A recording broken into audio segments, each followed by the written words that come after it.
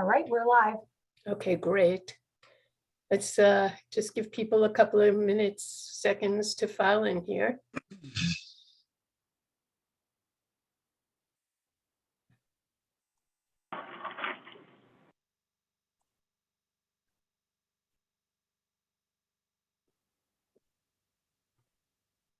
All right. This meeting is called to order in accordance with the Open Public Meetings Act. Annual notice of this meeting was provided to the Home News Tribune, the Star Ledger, and the Highland Park Planet on January 5th, 2022. In addition, notice of this meeting via Zoom was faxed to the Home News Tribune and emailed to the Star Ledger and the Highland Park Planet on September 1st, 2022, and was posted on the borough's website at www.hpboro.com and on the bulletin board at Borough Hall at 221 South Fifth Avenue, Highland Park, New Jersey, on September 1st, 2022, and has remained continuously posted as required by law. As mayor, I preside over this council meeting and may interrupt, warn, or terminate a participant statement or participation in the meeting if the participant statement does not adhere to the 3 minutes provided to each participant for public comment, or if the statement is abusive, obscene, or irrelevant. Okay. Council President Phil, would you please lead us in the Pledge of Allegiance? Pledge allegiance to the flag of the United States of America, and to the republic for which it stands, one nation, under God, indivisible, with liberty, justice For for all. Thank you. Roll call, please. Mayor Brill-Nittler, Here. Councilwoman Canavera, Councilwoman Foster, Here. Councilman George, Here, Councilman Hale, Here. Councilmember Hirsch, Councilwoman Kim Chohan, Borough Attorney Schmier, Here. Borough Administrator Hover. Here. Okay. Tonight, we're privileged to have a presentation. You can see Mr. Ron Brining here on the screen, and he's going to be giving us a reevaluation update. And you all know that this reevaluation is coming. So Ron, would you fill us in?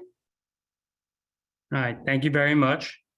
Again, my name is Ron Brining. I am the one of the field inspectors and the project supervisor for the revaluation taking place in Highland Park. Today was officially our start date for the revaluation. However, due to inclement weather, we were unable to go out and perform any of our exterior inspections. Some of you may have seen me driving around doing vacant lots or checking out properties. We typically do that during rain days or snow days in the later parts of the year, just so we can try to be efficient in our data collection, even if it's not essentially just houses. It looks like it may be weather again tomorrow as well. However, we hope to get out at least a little bit tomorrow or starting Thursday to start inspections on the town. Just to kind of give a general plan, looking at the tax map, I understand the town is kind of split into 3 different sections. There's Raritan Ave that splits the middle, and then that branches off to Raritan Ave and Woodbridge Avenue. Those who have a property located to the north of Raritan Avenue, so that would be towards Piscataway or towards Edison Township, that our plan is to start on that side of town, closest to the river, and move towards the triangle, as I understand it's called. Once we complete the north section of town, we then will complete the triangle, and then we will then move to the southern section of town, moving down again towards New Brunswick, towards the river. So again, that's a general plan. Hopefully, we can stick to it. We should get some more hands out in the field to help us perform inspections. Right now, it's only a few of us, but as the year progresses, we should have more hands on deck. We should begin to move pretty quickly. As always, if you have any concerns or you want an appointment to be scheduled prior to your initial visit, we encourage you to contact our office or contact the tax assessor's office if you have any questions or concerns. Otherwise, we will be beginning inspections starting this week and carrying on through the next month and a half, 2 months. Okay, so we're talking about, let's see, we are in September. So you expect to be completed by November? We're hopeful to be complete by mid-October. Okay. But in our initial inspections, of course, it always takes longer with appointments due to demand, and we would never expect people at the end of October on our last day of initial visits to be able to schedule an appointment quickly thereafter on short notice. Initial inspections should be done mid-October, and then we should be able to finish appointments and second attempts in early to mid-November. Okay, and Council President Phil, you had your hand up. Yes, Mayor, just for the public's convenience, Mr. Friday, could you give us the contact information, the number or email or whatever for people who are going to call to make an appointment? Yes, absolutely. Let me make sure I get the number right here. Okay, so our number, if you would like to contact us to schedule an appointment, or if you have any general questions or concerns, would be 1-866-957-1388. Or if you would like to visit our website, that would be ppareval.com. There is a Highland Park tab there. It has the initial contact letter. It has the brochure that's sent out with the initial letter. That should answer a lot of general questions. They can take a look there. And then again, feel free to give us a call with any scheduling or any other questions that doesn't answer. Thank you, sir. And Borough Administrator, did you have anything you wanted to add to this? No, I mean, I also have been fielding questions, and Ron's been really great about getting back to myself as well as individual residents. So some of you have my contact. If you feel free, if that's easier, send it to me and I'll either answer it. If I know the answer, I'll pass you along to Ron or Tom Mancuso, the assessor. But again, just really hoping everybody just opens up their house. I know it's a difficult thing to do, but lets these inspections, because again, they're 5 to 10 minutes typically in length in terms of the interior inspection. So hopefully if you're home when they knock and if you have the time, the easiest thing to do would be to get it over with. But again, there are other ways to schedule if that doesn't work for you. Okay, thank you very much, sir. We look forward to working with you and your organization. Thank you. Thank you very much. Okay. And Ron, you can leave if you know, unless you want to hang. Okay. Okay, let's move on to our council reports. And as usual, I'm going to go in order of how you appear on my screen. So Councilwoman Foster, you're up first.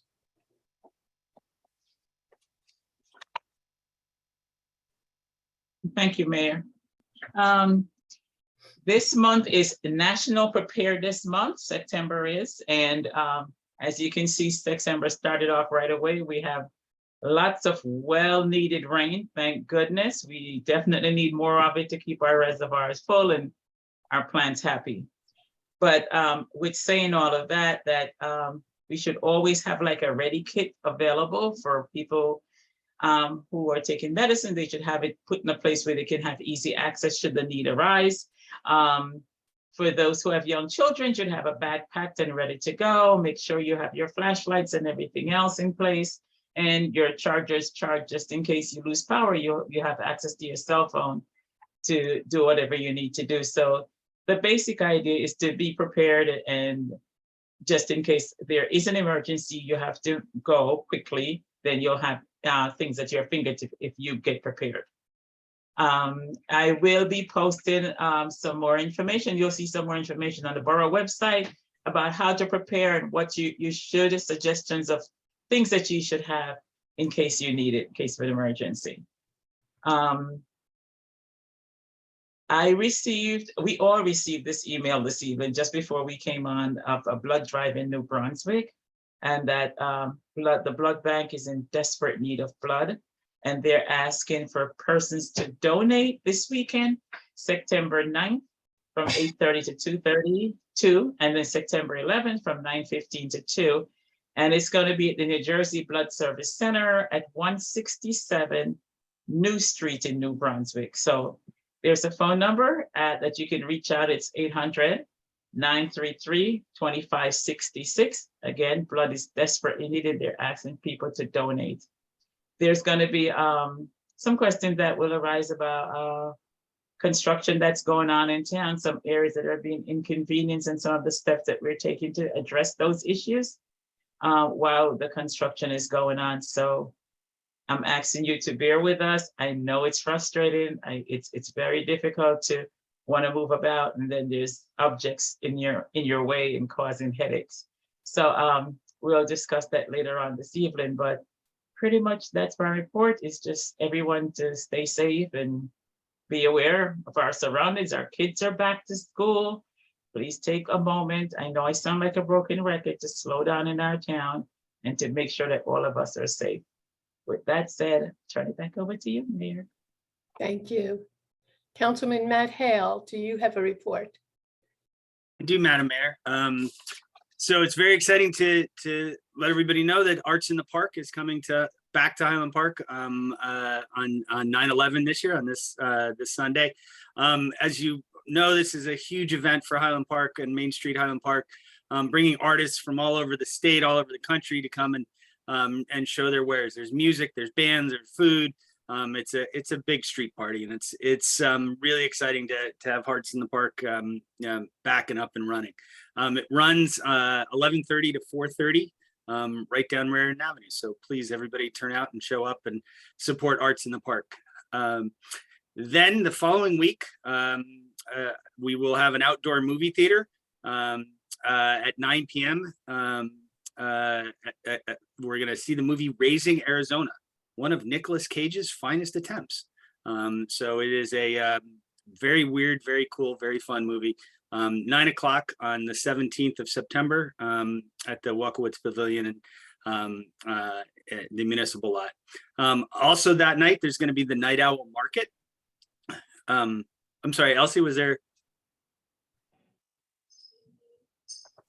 Sorry, I saw her hand.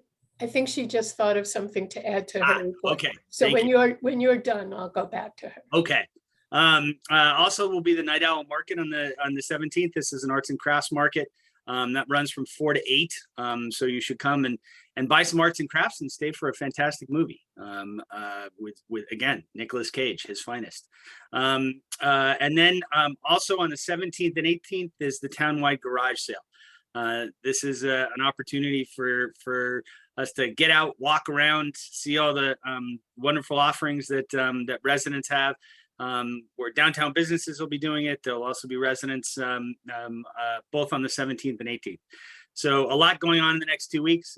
So get outside while you still can and enjoy all these great events from Main Street Highland Park and the Borough. That's it. Thank you. All right, Council President Phil George, do you have a report? Thank you, Mayor. Just a brief one. I was driving the roads almost every day during the grinding and paving projects, just to see how we're doing, speak to everyone on the street, stop and see if neighbors were satisfied or had complaints. Many residents actually brought out chairs and had and watched the activities with their kids like it was a parade or something. And it really was kind of fascinating. But I want to give a shout out to to our police department, to our DPW, and also the workers at Christelle. They really moved forward. This project of such a large scope was done in the scheme of things, a relatively short time. As Councilwoman Foster has said, there's still a lot of inconvenience. River Road is ground now and is waiting to be paved by the county, so there's even more trouble, but we're really moving forward. I look forward to seeing the completion of it, but a good shout out to everyone who's been involved. The coordination meetings with the borough administrator, DPW, the police department, PSE&G, and Christelle's representatives really made this very large-scale project move forward very well. Want to let everybody know that there are some changes in schedule and some bulk trash days coming up this week because of the Labor Day schedule. Today was the business district and the north and the triangle recycling. Tomorrow's the garbage collection for those districts. Southside recycling is Thursday, and Southside and business garbage is on Friday. During the week of the bulk trash that's normally next week has been moved to start after the townwide yard sale, which is, I believe, the 17th and 18th. So recycling will be canceled the week of the 20th. The north side, the business district, and the triangle will be bulk trash on Tuesday, September 20th. And on Thursday, the south side bulk trash. Again, there's no recycling on those days. And other than that, Mayor, thank you. Okay, thank you. Councilwoman Foster, you have something else? Yes, my apologies. I totally forgot. This is something that I'm really excited to talk about and really excited to see come to fruition. And it's our Smart Street program. And we're going to be doing the official launch ribbon cutting tomorrow. And it's going to be at the Welkowitz Pavilion. And it's at 3:30. So come on down where the farmers market is. It's right there in that area. So right under the blue tent for the Welkowitz Pavilion, we're going to be doing the Smart Street program. And it's so appropriate and fitting that we're going to do it there because SWAC or Smart Street is one of Susie's things that before she even got on council, she was so crazy about getting this done. And it's so fitting that we're going to be doing the launch of the program there, and the whole Smart Street campaign is going to be rolled out tomorrow. So if you have time, come on down at 3:30 p.m. Thank you, Mayor. Thank you. Okay, did each council person have a chance to speak? Yes. All right, then Borough Administrator, do you have a report? Yes, just very briefly, Mayor. Just to, again, echo what I heard several people say, thanking everybody for their patience getting through the PSE&G road restoration. I know it's frustrating. I know we could do better with the no parking signs, and we will continue to refine the protocols, but I do appreciate everybody working with us. And if all goes well, this is the last week for milling and paving. So if we just can get through this week, I think they'll be back next week to stripe, assuming the weather, they can mill in the rain, they can't pave in the rain. So we just got to watch the weather report. But I think they want to get done, as Council President George said. And sometimes that leads to some of the frustration. They push really hard, but the flip side is they get out sooner. So again, thank you for that. I did want to let everybody know, because I did hear some chatter about, how this all fits in with our road projects. And what's going to happen is after they're done, soon thereafter, we have a bunch of borough roads, or several borough roads, that will be paved this year. And some of that is through, we basically negotiated trades with PSE&G. Roads like, for example, Johnson Street, which was already selected for road improvement. We told them, you don't have to repave Johnson, we'll do it. And exchange, they did full width on some other streets. So there is a lot of backwards and forwards with PSE&G, but again, they can only restore the amount of square footage that they disturb. That's to protect the ratepayers and that. So it's a dance we do. We push as hard as we can to get as much of the roadway improved as is reasonable. And then we work and we try to fold our road projects around that, moving forward. Some roads are half-width paved, and we will be inspecting those roadways, and if it makes sense to come back in a future borough project to complete the remaining half, we will be doing that. So I just wanted to take a minute, and those are kind of FAQs that I get from residents who are kind of in these areas, like why my street, why only half the street? And so there is a lot of back and forth with PSE&G and the contractor to try to maximize the restoration we can get. But again, it has to be within the limits of the regulations. So, so coming kind of right on the heels, you'll see South 4th, the portion not repaved as part of PSE&G's most recent work, Johnson Street and Montgomery Street, the concrete areas on those roadways will be addressed as part of the upcoming borough project. So I just wanted to make sure people are aware of that, and it is on the website under Public Works. So if you find street maintenance, you can see the upcoming roads. And then River Road status, the paving got a little delayed, but I did want to also report that the county is going to be doing some innovative striping for us to make it a little more pedestrian and bicycle friendly, we hope, narrowing the roadway with some shoulder markers.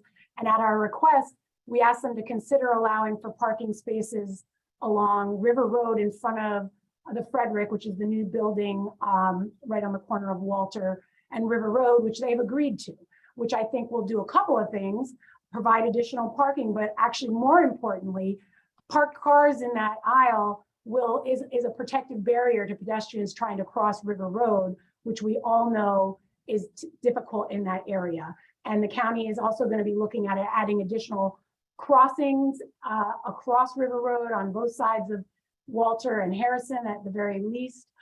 All that next year, because they do paving one year and they do concrete work the following year. So we're working very closely, and we know it's a important public safety issue over there, and so that's something that we'll be looking forward to when they get the final phase of that project done on River Road. And lastly, there were some, I know there was some interest in Walter Avenue and some issues with improper parking. And I believe the police department's taking a look at that. We put some temporary signage up. We're going to put permanent signage up as soon as we have the markouts. But also the bike lane will be installed, we hope, in the next month with the developer. Their contractor is going to be doing that work under our supervision. So those are all things that we hope will help kind of improve the safety in that area and also address some of the improper parking we've seen. I just wanted to address that because I know there was a lot of concern in a bunch of emails over the weekend. So thanks, Mayor, for letting me use a little time to cover those things. I'm excited. It's painful. We're getting through this, but we're gonna be left hopefully with much better and safer roads as a result. Okay, very good. And just to tag on to that, I'm not sure if the chief is here tonight. Jesus, why? Chief, did you want to add anything about the Walter Avenue situation? can you hear me, Mayor? Yes. Okay, great. Yeah, so we a couple weeks ago we started getting complaints about some of the parking and traffic issues on Walter. So I had my traffic safety and pedestrian safety unit take a look at it. We came up with a couple ideas. The problem at the time was things were still under construction, so there was nothing permanent.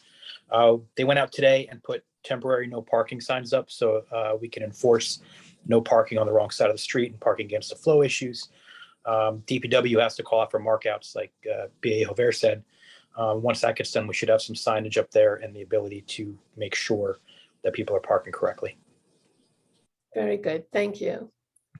All right, Borough Attorney, do you have a report, Ed? No report, Madam Mayor. Okay, and Borough Attorney for Redevelopment, Joe Bauman, do you have a report? I don't think I have a report other than I'll be available for questions when we get into the agenda, I guess. Okay, great. Okay, I do have a report for this evening. First of all, how delightful was it, or is it, to see our young families and children walking to school with backpacks again, all throughout New Jersey. And it's just a wonderful sight to see as we return to normalcy here in Highland Park and the rest of the state. I've also been enjoying the Facebook photos proud parents have been posting of their sons and daughters in new grades. I wish all our children, their parents, their teachers, and the school administrators much success this year. As you're all aware, all of us at Borough Hall, your council members and I, plus the staff, we're working all summer to help make improvements in our town. And I'm pleased to share a few results of the summer work. First, we've recently received official notice that we were awarded 3 grants for projects in town. First, a $150,000 New Jersey Urban Community Forestry grant for community forestry activities led by our Shade Tree Advisory Committee. Second, a $7,664 standing grant from the Municipal Alliance, which we've received for the past 20 years for mental health and drug prevention efforts in the public schools overseen by our community center staff. Third, a $5,000 DMHAS Youth Leadership Grant funded by the Governor's Council on Alcohol and Drug Abuse for prevention efforts in our schools, overseen by the community center staff. That is approximately $163,000. Thanks to everyone, staff and governing body, for achieving these grants. This is really going to go a long way in Highland Park. I've been working over the last month and a half to identify grocery store options for our town in the wake of the decision of Stop and Shop to close sometime in 2023.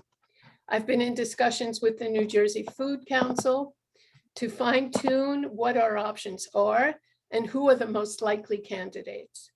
We're also exploring how we can leverage our redevelopment plan and the contacts it has given us with developers interested in our borough to find a supermarket that can thrive in Highland Park. I want to thank the borough administrator and Councilman Hale for their work on this.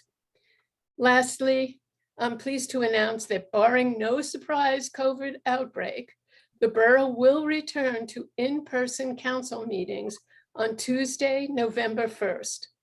These meetings will be fully in person, meaning all participation is in real life, and there will be no hybrid remote components. However, the meetings will be broadcast live on our FiOS and Optimum cable access stations, as well as on HPTV, YouTube, and the YouTube channel. Thank you. And that's all I have. All right, we're about to go into our first public comment section. 3 minutes for each speaker. Comments are limited to items that are on this agenda. If you want to speak on an item that is not listed, please do so at the second public comment session later in the meeting. The borough clerk will monitor the time and indicate when 3 minutes has lapsed. She will give you a warning when there is 30 seconds remaining. There will be a hard stop at the 3-minute mark to make sure everyone has a chance to speak. As a reminder, I may interrupt, warn, or terminate a participant's statement if it does not adhere to the 3 minutes provided, or if the statement is abusive, obscene, or irrelevant. If you would like to speak, please raise your hand by pressing *9 on your phone keypad, or select the raise hand button in this application. Please press *6 to unmute yourself, and the borough administrator will announce your turn by reading out your name or the last 4 digits of your phone number. Please begin by telling us your first and last name, as well as your address. Again, if you would like to speak about a topic that is on the agenda, please press *9 or the raise hand button now. All right, Mayor, just for the record, we have 15 attendees and I see 3 hands raised at this point. The first is a phone number ending in 4445. Please state your name and address for the record. Hi, Lois Lebbing, North 2nd Avenue. When you get to 14A, would you please explain it well? And where is phase 2? And how much has the borough saved with phase 1, which I assume is the Borough Hall rooftop solar system? And also, would you explain 14I and J, the JSM information? Thank you. Mayor, those are items on consent. Yes, so before we get to the vote, I'm going to ask for that to be 14I and J and 14A to be explained. Okay, are there any other questions? All right, yes, there are, Mayor. So I was taking notes too.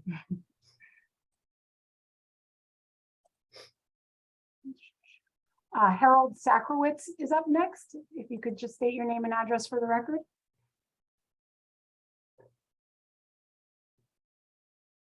Marion Sakrowitz, South Fifth Avenue. Okay, so I guess I still have I have the same question as Lois. I'm noticing that 14I where it was authorizing $50,000 for additional legal services, in addition to the $200,000 that's already been authorized, which means $250,000 in legal fees over the Buck Woods property. So I guess I was curious what's happening with that litigation. And I'm also concerned that so much money is being spent even before we have started to remediate the property. So this looks like it's a tremendous financial burden to the borough. All right, Borough Attorney, could you please do your best to explain the situation? Yes, Madam Mayor. The additional appropriations are for continued legal services from our special environmental counsel and also expert witnesses. The case right now is in what they call the discovery phase. And that means that a lot of time and effort is being spent to have the borough learn about the claims that JSM believes they have against us, and also to depose and ask questions of their environmental experts. And we also have an environmental expert who is prepared to rebut those claims and to work through the discovery part of the case.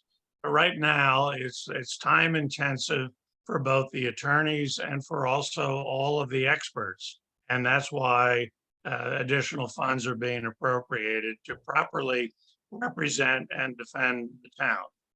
There is no commitment on the town, nor has been a finding that we have to remediate anything on the Buckwoods property. That's what the litigation is about.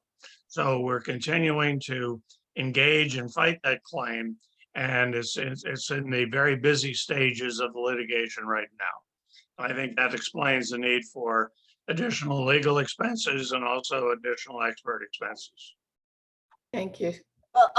It was my input. Marion, does somebody, I'd like to go on to somebody else, and if there's time, we'll come back to a second question from you. Okay. Thank you.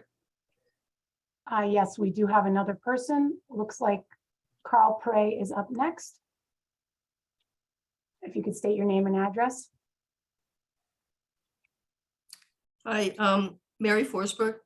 I was interested to see that you have added the entire block of the Stop and Shop, including Wachovia Bank, Parktown, and the building on the corner there, to your redevelopment interests. This would make 8 areas that Highland Park is redeveloping, including A, B, C, and D. And the last thing, Cleveland Avenue, Route 27, Woodridge Avenue. And I don't see, and what concerns me is that you have picked the one spot in town that is actually quite successful, the farmer's market. And you've decided to allow a developer to come here into town and go after that property to redevelop it. I don't think, I don't think you've done any research on the kinds of things that Highland Park really needs. I don't think that whether, massive density on Raritan Avenue is the way to go. You obviously I'm told that you've done a parking study, but I don't think anybody has seen it.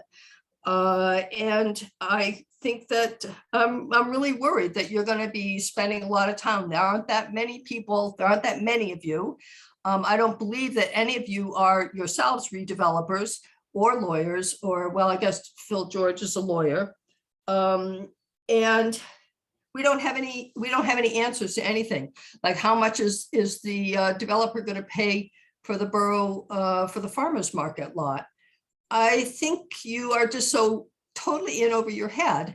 And the area down by, driving into Highland Park from New Brunswick is considerably more unattractive than anything on Woodbridge Avenue, which is a fairly successful, I would say, a fairly successful area, and looks actually pretty nice. So I don't understand why you are selecting to do the things that you're doing. I also would like to suggest that I think it's time for Highland Park to get some other planner ideas. I don't believe that Mr. Constantine's vision for the borough is necessarily the only one we should have to look at. And I think that it'd be nice if you would try to find some other planners that have some other ideas that are not so people intensive and are really more like a little small community that we are, with more grass, more trees, more planting. I think it's really concerning. Thank you, Mary. Is there anybody else? I do see another hand. Hold on. Another hand. Peter Spool is up next. Peter? Hi, Peter Spool, 146 Graham Street on the south side. So a couple of observations and suggestions.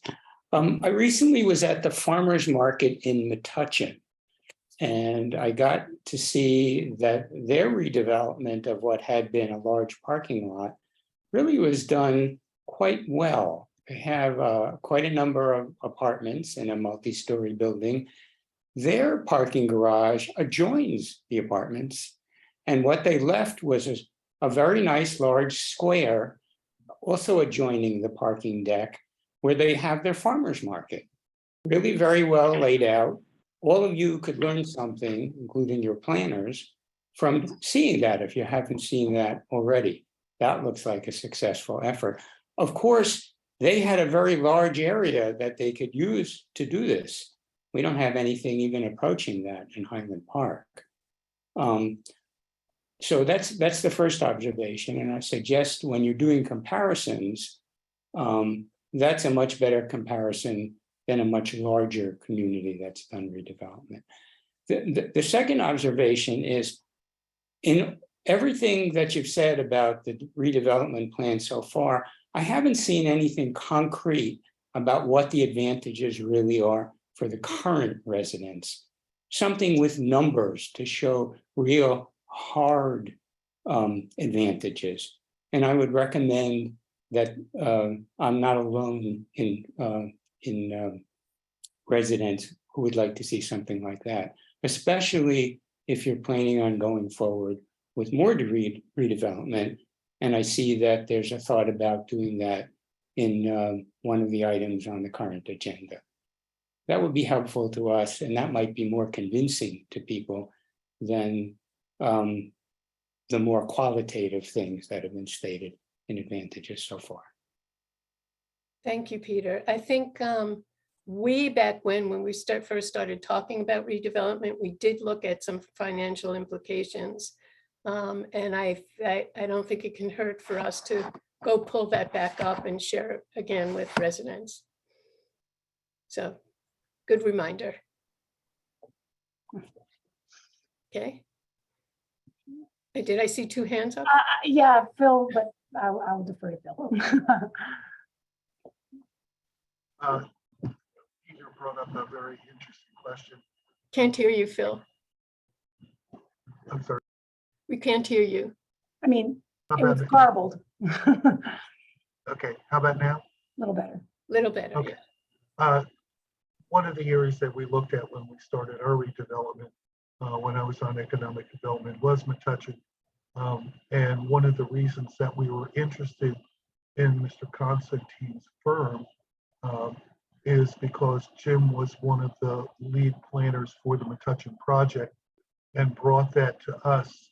And I would have to say that prior to that refreshment of our redevelopment plans, with that new look and that new way of looking at things, we really did not have much, if anything, in the pipeline that was really capable of going anywhere. And in just a few years, we've managed to move that forward. So while I don't disagree that some variety can be introduced, and that's hopefully what the redevelopers themselves will do for us in giving us different versions of look and appearance. I think that the newer version, in fact, was brought to us by the planners who were the inspiration for the Metuchen project. Okay, and Terry, did you want to add to that? I just was going to say, coincidentally, our planner is the planner who works in Metuchen. So Yeah. Okay. And And we usually keep that on the down low because we're rivals, right? No. and redevelopment attorney Joe Bauman, did you have anything you wanted to add to that? No, I think Councilman made a great point. So we're taking advantage of the free services of our redeveloper proposals to introduce multiple architects and their visions to choose from. So, and that's sort of free. Okay. All right. Let's see here. Sorry. Abby Stern Cardinal. Looks like you're next. Hi, Abby Stern Cardinal on Harper Street. I just wanted to speak in favor of the redevelopment and say thank you for moving it forward. I think there's very clear data on the benefit of redevelopment, both locally and more broad data about tax stabilization and the benefit to our residents and all of us individually and as a community. I think there's great benefits to bringing more people to this town, to our businesses. So I'm really excited about it. And I love seeing every stage of moving forward. I also just wanted to mention that in terms of the look of the town and talking about open space, I'm a big proponent of parks. And actually, I plan to raise my hand again later to ask about something about parks. I think there's a good amount of it in town, and adding redevelopment doesn't take away from that. I think that, there's some really beautiful buildings, and, the look of the town is very subjective. I've spoken with many people who are very excited about some of these plans. I'm sure there's many people who aren't, and there's plenty of people who are. And I just wanted to make sure that you heard our voices as well. So thank you. Thank you, Abby. Terry, are there any other hands? I do see some. I'm going to take your suggestion and jump ahead to some folks who maybe haven't had a chance to speak yet, if that's okay, Mayor. Yes, please. Looks like Hannah Shostak, you're up next. Okay. Hi, everybody. Hannah Shostak, 146 North 6th Avenue. I just have a question. I've noticed in the press around the closure of Stop and Shop that the mayor has been coming up with some ideas about how to keep them here. And I'm wondering if doing a redevelopment and having a pilot, if there's an expectation that we're going to pass along the savings and keep the supermarket and basically pass along the benefit of lower property taxes through a pilot. Or am I getting ahead of myself? And are you going to tell us about that later? So just to be clear, yes, early on, we were working to try to keep Stop and Shop in town in some way, shape, or form, but I don't want to mislead people. the last conversations that we've had with Stop and Shop, they made it clear to us that they're leaving. And so what we are doing is reaching out, as I mentioned earlier, to the Food Council to find the best fits for Highland Park and our residents, and to come up with a redevelopment plan for the site that includes Stop and Shop and the parking lot, and work with the landlords who own the property to see what we can do to move forward with an even better grocery store, supermarket, and development in that area. So part of your idea, now, how far along have you come? This is still at the concept base? Very much so, but I see Councilman Hale, who is working on this as well, is raising his hand, so I want to give him an opportunity. Sure, I'm happy to discuss briefly about tonight's issue, and Attorney Bauman can jump in as well. All we're doing tonight is the first stage in any redevelopment project or any redevelopment attempt is to discover whether or not the area meets the criteria for an area in need of redevelopment. We believe that the lot that Stop and Shop is on does, but that's a process that the planning board will initiate along with our planners. So tonight we're making that the study of that is the first step. Once we have that study done, once that designation is done, then we can move ahead with more specifics about what a redevelopment area would look like. But the very first thing that we have to do is make sure that the space meets the criteria for an area in need of redevelopment. That's the first thing, and that's what we're doing tonight. Is essentially that. As we move forward, as we go ahead, we do believe that a redevelopment is the best way to get a grocery store to stay there or to be there. As the mayor said, Stop and Shop is not going to stay there, but we think that with a redevelopment, we do have the possibility of getting an excellent grocery store option in the future. But again, first things first, the first thing we have to do is make sure that the area meets the legal criteria for an area in need of redevelopment. And that's what we're authorizing this evening.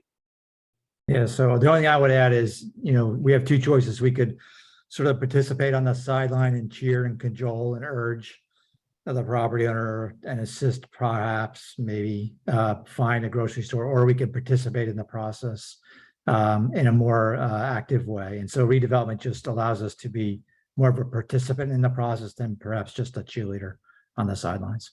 Just out of curiosity, I know Metuchen worked very long to get Whole Foods. Are they benefiting from a pilot, Whole Foods in Metuchen? I don't know. I don't know. Mayor, can I mention one thing, if you don't mind? Certainly, go ahead. I just wanted to clarify, there's also a resolution on authorizing a redevelopment plan to be put together for the site. So I just wanted to make sure it's a kind of a 1-2 on that, because we have the area in need of rehabilitation designation that allows us to kind of work on both aspects in parallel. So And Councilwoman Foster. I just want to jump in and say years ago, we had reached out to both Trader Joe and Whole Foods, and they said we didn't have the space to accommodate them, so that we don't have the square footage that they would need to accommodate them. So I don't think that there's a real interest, because they say they need a lot more space than what we have to bring in a store. Right, and I would just add to that, Councilwoman, they also told us that their demographics, what they look for in terms of income, et cetera, was not a match for Highland Park. They look for wealthier communities. Okay. Anybody else? Mayor, I think I made a note. We had 7:50 was the end point. I do see one hand that hasn't had a chance to speak. I don't know how you want. Okay, so let's just go with that one hand. Okay, Nora Krieger, it looks like you're next.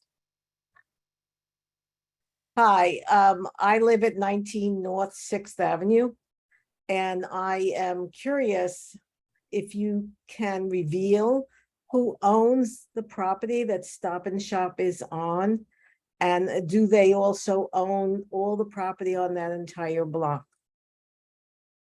So I think it's public record who the owners are. Borough Administrator, you've been talking with them. Do you want to answer the question?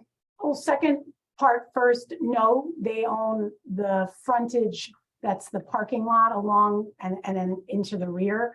And it's a LLC that's owned by a family. I'm sorry, I can't remember the LLC's name off the top of my head. I apologize. But if you want to reach out to me afterwards, I'm happy to. Yes, I really would like to know who owns it. Sure. Also, so you're saying they don't own the supermarket itself, only the They parking? do. They own the Stop and Shop and the parking lot, but there's some strange lot lines, which I can explain to you if you want. And who owns the property that the stores are on that are in your proposal? Or are you only looking at the Stop and Shop? The primary focus is the Stop and Shop properties. We included the others in part because if down the line it made sense to include them, we might as well study them all together. That was the rationale. So Who owns it doesn't mean action will happen on those properties. The focus. Who owns those properties? I'd have to look that up, Nora. I'm sorry, I don't have their names off the top of my head, but it's not that many properties and I could share that with you. Okay, I'd like to And the know. block and lots are up on the resolution. If you want to do a look up yourself, it's available on our website as well. Well, I'll leave it to you. Okay, if you just send me an email, you know where to get me. Yes, thank you. Okay. All right, then, Terry, that was the last one for now. People who haven't spoken, correct. Yeah, okay. So there are people who have spoken before that want to come back. Correct. We have 3 hands in that category. 3 hands, you said? 3 hands in the. Okay, so let's do those 3 hands and then we're done with this session. Okay. Harold, and or Marion, depending on, please confirm it's you and follow up. Okay, okay, so I just wanted some more information. Okay, so it's my impression that we lost the suit again, in terms of who pays for the remediation. And so I'm not sure what the issues are at this point in the litigation. So Borough Attorney, do you want to address that? No, the decision about who pays for remediation has not been decided. That's what the lawsuit's about. Okay, because I saw that the judge said that there was no evidence of Buck having dumped there, and the only evidence was from Highland Park, and therefore there was Highland Park did not submit any information to refute that claim that they had been the people to dump there, and therefore they had the responsibility for cleaning it up. That's what I read in the case. I mean, I can't even figure out how Highland Park could have generated that much fill, even if they wanted to dump there. But anyway, the judge said in that thing in no uncertain terms that Highland Park had not submitted any evidence that Buck had been the source of the pollution.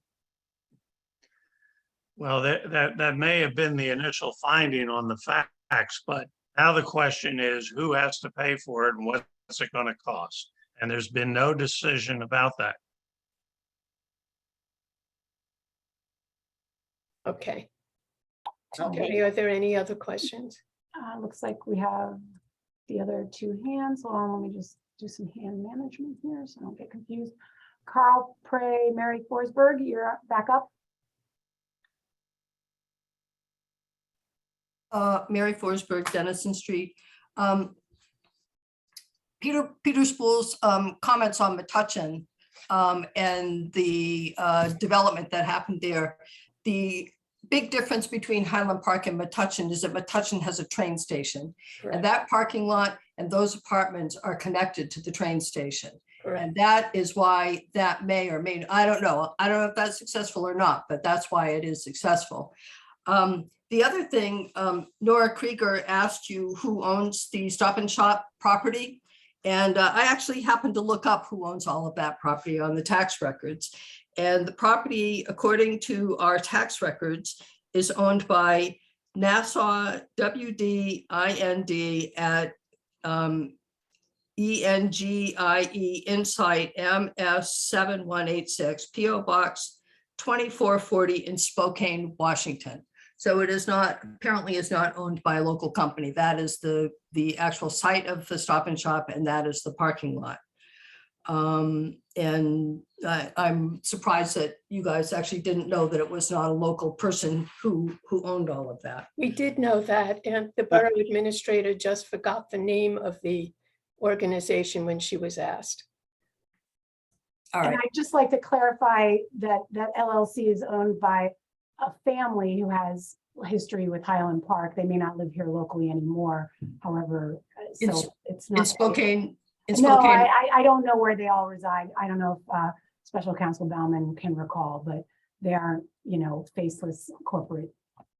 well, our tax records show they were in Spokane, Washington. Got it. For Okay. whatever that's worth. Okay, All right. And it looks like Peter would like to follow up as well. okay, Peter. Sorry, I just hit the button. There you go. Peter Spool, 146 Graham Street. Mhm. With all due respect to Abby Stern Cardinal, her comments about the advantages were the kind of vague thing that I didn't want to hear, but was looking for more specifics. And thank you, Mayor, for being willing to provide those. When I brought up Metuchen, also part of the comparison was that really an effort to have a larger tract to work with. So multiple things that would be advantages could be on one site would be the best thing to do. And so looking at this site where the Stop and Shop is a much better idea than the smaller multiple sites that you've been looking at to redevelop before.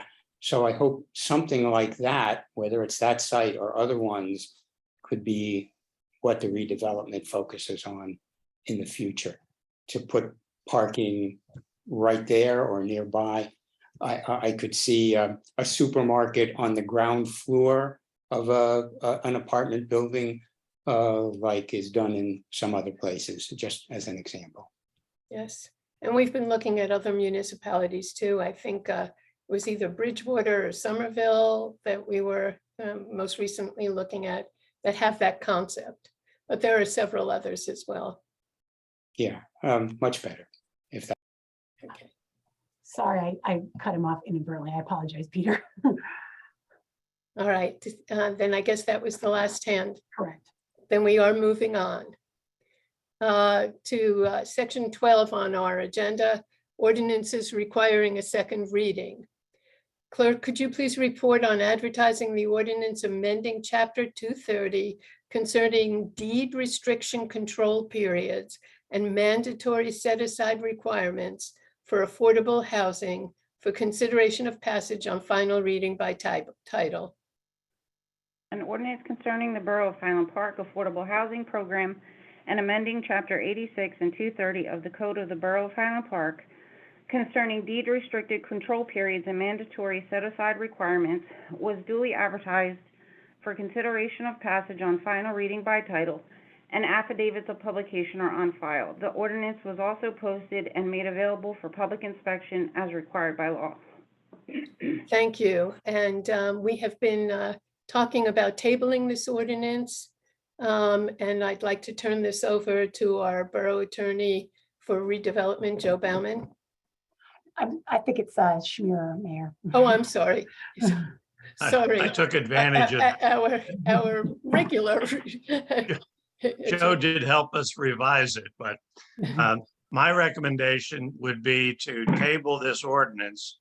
And the reason is that since the ordinance was introduced, there have been a couple of other issues that we suggested be clarified and included in an update to the Affordable Housing Code.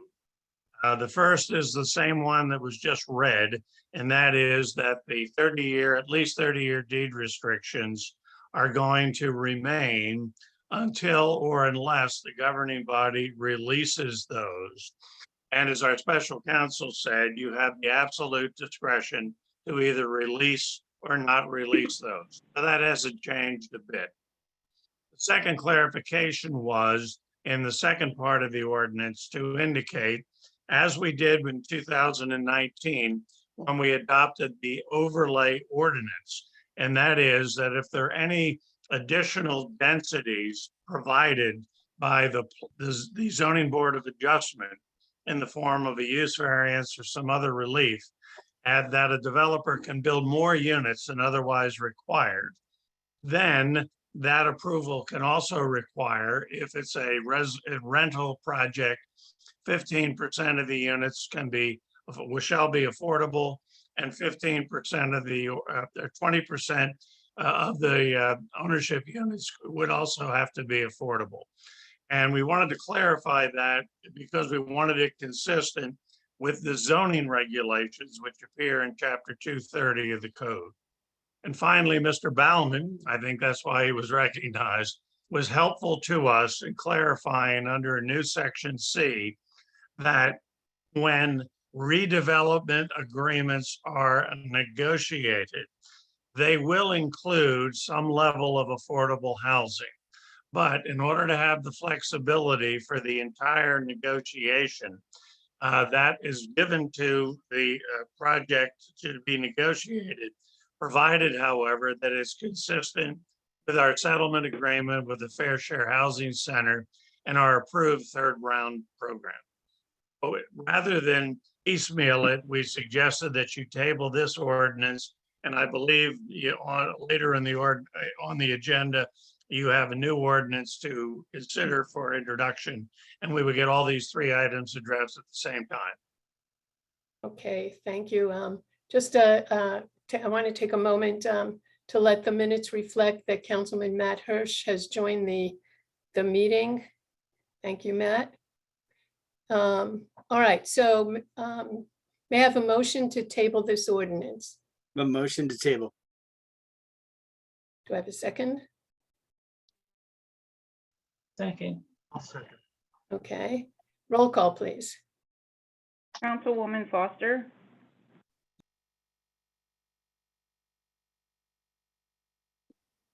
Councilwoman Foster. Yes. George. I think that some of the changes are important for updating. In particular, Mr. Bauman's pointing out that going forward, we have to comply with our agreement with Fair Share, which does require a significant set aside and basically the 20%, 15%. In the past, we've been sued by developers claiming they're all for affordable housing, and that's why we had 3 major lawsuits. Each one of those developments has under 5% of affordable housing, some approaching even less than that. So that I'm okay with reworking it. I would have liked to have seen them higher, but at the same time also, we put out RFPs with the recommendation of those numbers, and the borough really can't go back on that and change up what was put up as an RFP, so I vote yes. Councilman Hale. I vote yes. Councilmember Hirsch. This is to table, correct? Correct. Yes. Yes to table. Okay. Clerk, could you please report on advertising an ordinance amending Chapter 9 concerning the Shade Tree Advisory Committee for consideration of passage on final reading by title? An ordinance of the Borough of Highland Park in Middlesex County amending Chapter 9 of the Code of the Borough of Highland Park concerning the Shade Tree Advisory Committee was duly advertised for consideration of passage on final reading by title, and affidavits of publication are on file. The ordinance was also posted and made available for public inspection as required by law. Okay, may I have a motion to take up the ordinance on final reading by title? So moved. Second. Any public hearing on this? Or administrator, any hands? Oh, sorry, I apologize. I was trying to take a note. No, I don't see, but just in case somebody wants to raise their hand, this is your opportunity to give comment on Mayor, I don't see any hands raised. Okay. Oh, I see one popped up. And just for the record, we're at 12 attendees and now one hand raised. Phone number ending 4445, Lois, is that you? Lois? Hi is- again, Lois Loving, North Second. This is about affordable housing. I just want to throw in a little bit I remember. No, Sorry, we're- Lois, this No, is, no, no. This is only on the ordinance regarding the shade tree. Tabling. Oh, the shade tree. Okay, you're not getting comments on affordable housing. No. Okay, never mind. Never mind. Okay. All right, in that case, I don't see any hands, Mayor. okay. May I have a resolution to adopt or reject and advertise the ordinance on final reading by title? So move. Second. Roll call, please. Oh, sorry, Elsie. Councilwoman Foster, Yes. Councilman George. Yes. Yes. Councilman Hale, Yes. Councilmember Hirsch. Yes. Okay. Clerk, could you please report on advertising the ordinance amending Chapter 197, flood damage prevention, for consideration of passage on final reading by title? An ordinance amending the Code of the Borough of Highland Park, Chapter 197, flood damage prevention was duly advertised for consideration of passage on final reading by title, and affidavits of publication are on file. The ordinance was also posted and made available for public inspection as required by law. All right, may I have a motion to take up the ordinance on final reading by title? So move. Motion. Second. Okay. Any public hearing on this? Again, if you're interested in commenting on the ordinance, now's your chance. I do see one hand raised. Again, Lois at 4445. Lois? Okay, hi again, Lois here. Okay, the flood, the New Jersey NJSA, I guess it's the municipal land use law, has section -95 about storm flood prevention. Will this echo what is written in the state code? Okay, Borough Attorney? Well, Lois, it should. This 43-page ordinance is something that's required by the State Department of Environmental Protection. And it's in conjunction with the new flood maps and also with the FEMA requirements. So this should be more than consistent, is probably read along with that code, but it's required to be updated by the same state. Okay. And what will we be doing in general? Are you going to rotor-rooter the storm drains and the sewers, everything that were flooded a year ago? No, Lois, we're not going to do that. Okay. In general, what are you doing? Well, it establishes criteria. For example, if you're going to build a new house or you're going to have a manufactured home installed in an area that is flood prone, there's certain standards that you have to make sure that you achieve. Our construction department would enforce this ordinance to make sure that what is being built is more flood sustainable than what the current code provides. That's just an example of about 20 different changes that the state is requiring. Okay, Okay, I'll get back to you. Thank you. thank you. All right, may I have a motion to? Oh, Mayor, I see one other hand raised on this one. Okay, Sorry about that. It just popped up. Damien Consor. Would you state your name and address, please? Did you want to speak? You may need to unmute yourself. I'm sorry, I was talking There into you the go. mute. Damian Consor on Lincoln Ave. I just wanted to piggyback off of the previous comment on regulations for new construction, but is there anything in that code that is to mitigate any of the existing construction? Because I think that's where we had most of the issues last year that need to be possibly taken care of. The answer is yes. There are requirements for properties which are now located in different defined flood areas to take mitigating certain steps in order to make their properties more prone not to flood. So there are regulations there. The FEMA money is available sometimes for those renovations, and that also be enforced by our code. Our code official. Okay, thank you very much. Thank you. All right, then. Mayor, I apologize. There's another hand up. Hold on. Ira, could you state your name and address for the record, please? Yes, Ira Smith, Lincoln Avenue. Thank you, ladies and gentlemen, for making this opportunity to speak. So, not to beat a dead horse, it seems to me that it's incumbent upon the property owners to mitigate risk of future flooding. However, are there any actions being taken by the borough to review where problem areas are and possibly help homeowners in these flood prone regions? I know that we have been talking to Terry about this very subject for quite a while now. And I was wondering,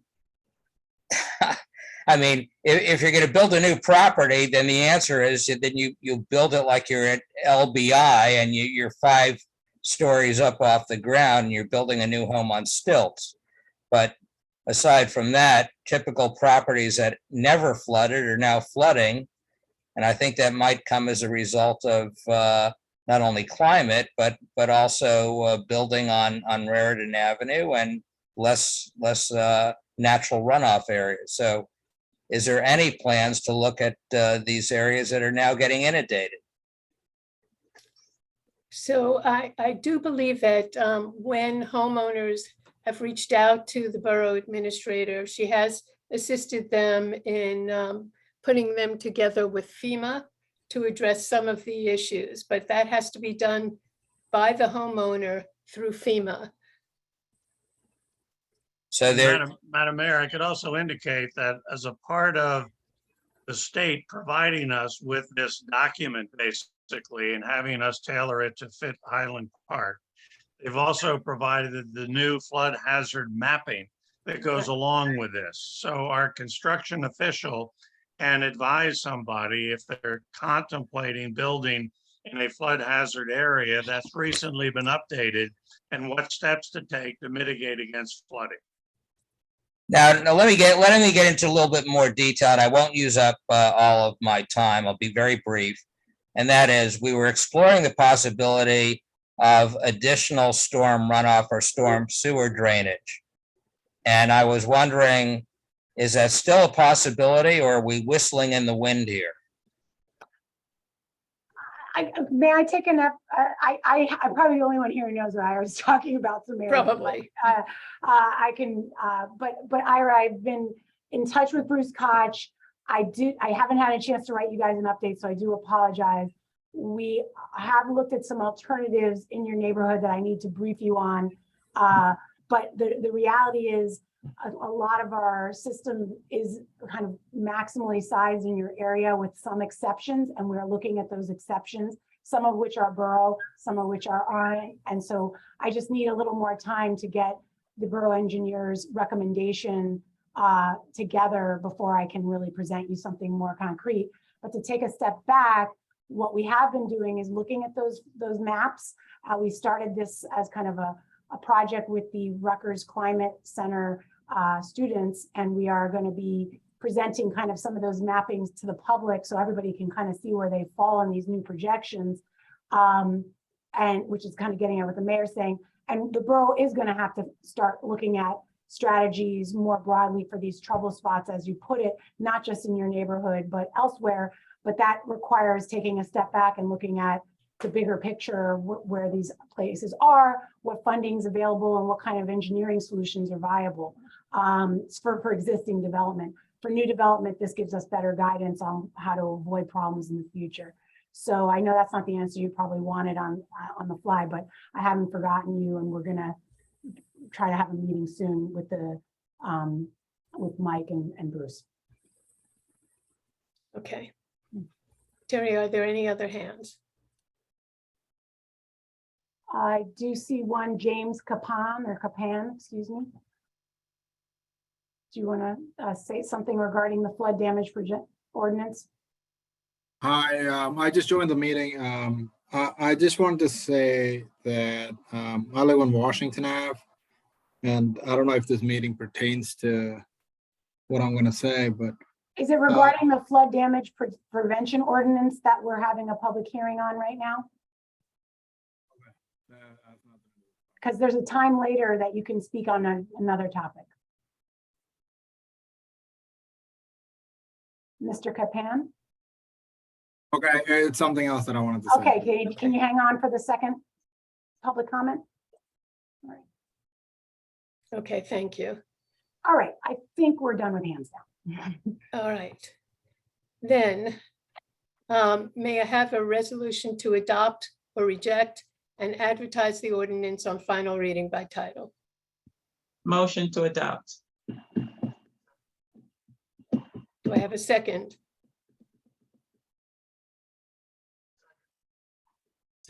Phil's trying to say second, but I'll say it. Okay, thank you. What's wrong with the sound? It's not muted. No, it wasn't. I don't know. All right. May I have a roll call, please? Councilwoman Foster, Yes. Councilman George, Yes. Councilman Hale, Yes. Councilmember Hirsch. Yes. All right. Clerk, could you please report on advertising the ordinance prohibiting firearms in public buildings for consideration of passage on final reading by title? An ordinance prohibiting firearms in public buildings and amending the code of the Borough of Highland Park was duly advertised for consideration of passage on final reading by title, and affidavits of publication are on file. The ordinance was also posted and made available for public inspection as required by law. All right, is there any public hearing on this? Any hands, Borough Administrator?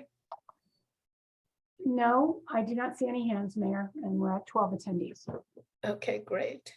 In that case, may I have a motion to adopt or reject and advertise the ordinance on final reading by title? Motion to adopt. Second. Okay, roll call, please.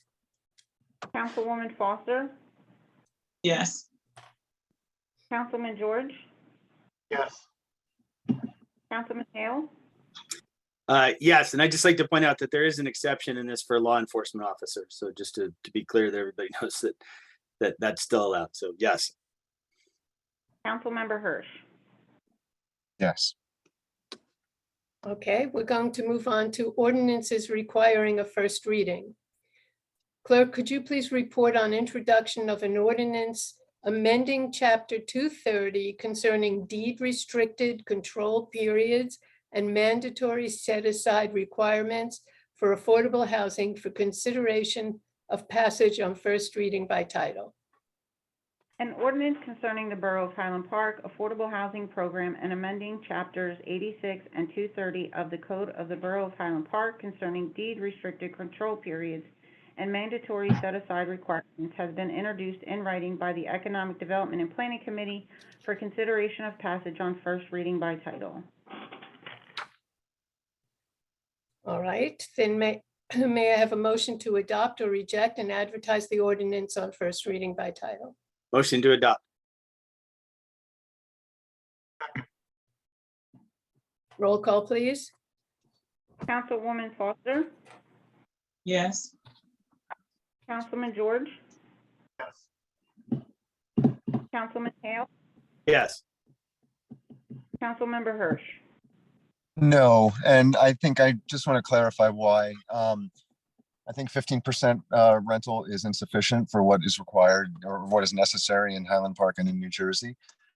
Also, the reasoning for why this bill was tabled over the last month has been somewhat unclear, so I'm not prepared to support this yet. I only just learned today about an overlay zone that applies to new construction. So I'm not comfortable supporting this. I would like more affordable homes built in Highland Park as we redevelop. I think this is a very, very important opportunity for generations to come, that we are able to not just negotiate, but set a sustainable baseline for affordable homes in Highland Park. So I'm going to vote no on this one.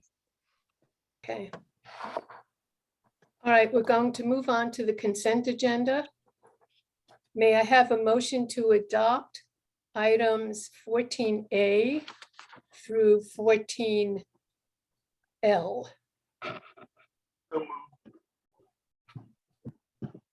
Do I have a second? Second. All right, roll call, please. Councilwoman Foster, Yes.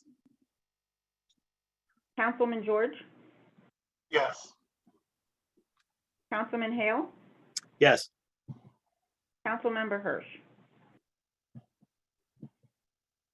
Can you hear me? Am I still on mute or no? Yes. We can hear you. Okay. We're going to move on to resolutions requiring a separate reading. And the two that we have here are in reference to Stop and Shop. And I wanted to ask Special Counsel Bauman if he had anything he wanted to explain or talk about before I do the motions and the roll call. Yeah, yes, Mayor, thank you. So as we mentioned briefly early in the meeting, we became aware that Stop and Shop is leaving the existing building for reasons that are hopefully at the end of the day unique to them. As a result of that, the mayor and council gathered us professionals and business administrator to engage with the property owner, engage with Stop and Shop to better understand their situation, to see how our intervention might allow us to either have Stop and Shop stay or position the property in a better position for a new grocery store. I think as the mayor described, we're pretty clear that Stop and Shop is not prepared to remain. So we're accepting that for the moment as a reality, but it's also a huge opportunity. It's a huge opportunity because that is a large site, as pointed out by some of our residents. That facility is older. I think one of our council persons pointed out that some grocery stores thought it was too small, for example. So we have an opportunity, I think, to reposition that property in a really meaningful way, only if we go engage in a redevelopment process. So I sort of just described that we can stand along on the sidelines and cajole or cheer the property owner to help find someone new, or we can attempt to participate in that process by initially seeing if it qualifies as an area in need of redevelopment. It is already an area in need of rehabilitation. So by virtue of the initial designation, rehabilitation, we can change the zoning. In order to do that, we need a redevelopment plan. So one resolution authorizes our planner to commence the preparation of a redevelopment plan, which presumably would have some sort of mixed use component that could help make that property more valuable. The mixed use could have bonuses. For example, if you find a grocery store, we'll give you a certain bonus. There's a lot we can do with the plan in and of itself. So that's an important process. If it does qualify as a redevelopment area, it layers in some of the financial incentives like a pilot, for example, that we could take advantage of as well. So the plan is important no matter whether it qualifies or not, because we can then use zoning to entice a new grocery store. If it does qualify, we can layer in some other financial tools that aren't available. So we recommend you study it as an area in need of redevelopment. That'll go through this directs that study to be undertaken by the planning board as before, and they'll report back to us based upon a planner's recommendations whether or not they agree and whether we should declare an area in need of redevelopment.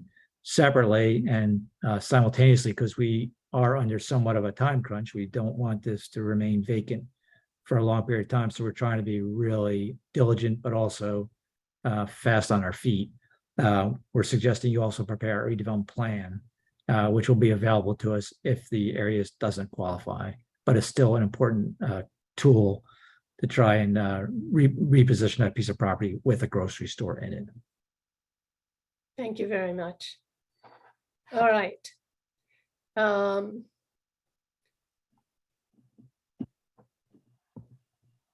Borough Clerk, would you like to read the first resolution 922-221?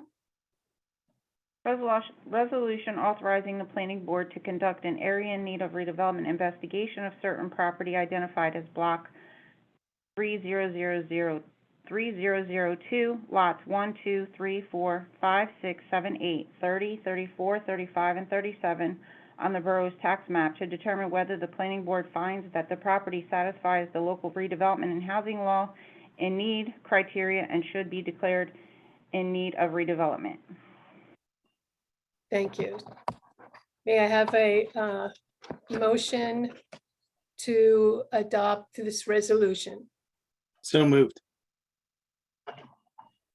Phil, is that you saying second? Can't hear you. Yes, Mayor. I'm sorry. I don't know what's wrong with the computer, but yes. Okay. All right. Roll call, please. Councilwoman Foster, Yes. Councilman George, Yes. Councilman Hale, Yes, this is a huge opportunity, and I think this is the best way to take advantage of and make sure that we continue to have a grocery store over there. So yes. Councilmember Hirsch. Yes. All right. Clerk, could you please report on 15B 922-222? Resolution authorizing LRK to conduct a preliminary investigation to determine if block 3002, lots 1, 2, 3, 4, 5, 6, 7, 8, 30, 34, 35, and 37 on the borough's tax map satisfies the local redevelopment and housing law in need criteria and should be declared in need of redevelopment without condemnation powers and prepare a redevelopment plan for such area. May I have a motion to adopt? So moved. Second. Roll call, please. Councilwoman Foster, Yes. Councilman George, Yes. Councilman Hale, Yes. Councilmember Hirsch. I just want to kind of state upfront support, but my concern just generally that I think I've expressed to my colleagues, through this process. First and foremost, having a grocery store in town is among the most important features of Highland Park. It's not just a feature, it is an essential component of Highland Park. It's why people live here. It's why people stay here. It's what makes it attractive to seniors, kids, folks without cars, people who are food insecure, and so forth. So having a grocery store presence in town, just for folks at home, is not something that we think lightly about. It's an essential component to town. It is for me, it is way up there with with great community and good schools. We risk, we are without a grocery store, Highland Park will lack food service options for a number of people, not just out of convenience, but out of necessity. So that's really important. Second, just to echo what Councilman Hale said, this is an incredibly exciting possibility. But I do want to just, express my just general, weight I just want to express my kind of general concern about letting, being put in a position where developers can lead this process, and making sure that they are able to work hand in hand with the borough as we move forward on this. So I support this with optimism, albeit guardedly. We also have a lot to do right now. You may have noticed at home that there are other parts of the borough that are also moving forward with redevelopment. So I just want to, I want to express that and make sure that we are able to have all these balls in the air at the same time. But so yes, to this preliminary investigation, of course. Okay. All right. I would like to appoint Jeffrey Perlman as a Class 4 Planning Board member. We do not need confirmation for this, so Jeffrey has been serving on the planning board for several years, and he's a very valuable member. I am reappointing him. This is now time for the second public participation. 3 minutes per speaker on any items, subject to a 9 p.m. conclusion. If you would like to speak, please raise your hand by pressing *9 on your phone keypad or select the raise hand button on the application. Please unmute yourself by pressing *6, and the Borough Administrator will announce your turn by reading out your name and the last 4 digits of your phone number. Please begin by telling us your first and last name, as well as your address. Again, if you would like to speak about a topic on the agenda or a topic not on the agenda, please press *9 or the raise hand button now. All right, Mayor, I see 12 attendees and 4 hands. First up is Abby Stern Cardinal. Hi, this is Abby Stern Cardinal. Again, I live on Harper Street. Matt, I'm glad you came back. I'm asking about the public parks, and I've emailed and talked to Matt about this quite a bit. He's given a lot of really great detailed information about the timeline, but I wanted to make sure that everybody heard how important this is to move this along. It's been a couple months, I believe, since there's been any progress that I'm aware of. However, I'm sure there's things going on behind the scenes.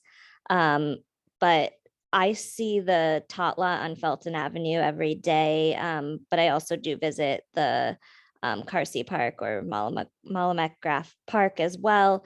And there's a lot of work that needs to be done, and I really want to see this get moved along. Even just general maintenance and safety. There's big holes in the ground and things that make it unsafe for people who have any visual impairments, for children who are learning to walk. Just having stable ground is really important. Anytime there's a storm, which there just was, there's bamboo that falls over and isn't being properly maintained.